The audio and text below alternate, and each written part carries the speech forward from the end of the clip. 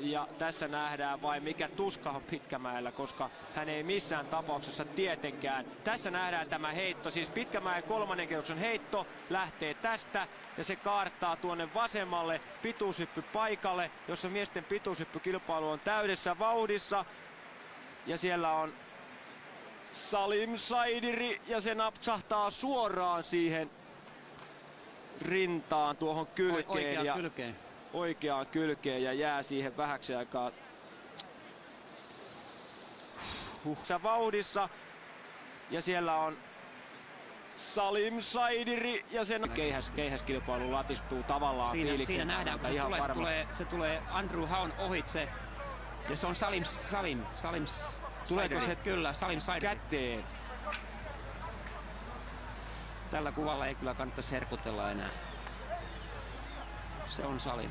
Se tulee tuonne, tuonne siis tulee tuonne kylkeen, keuhkoihin. Kylkeen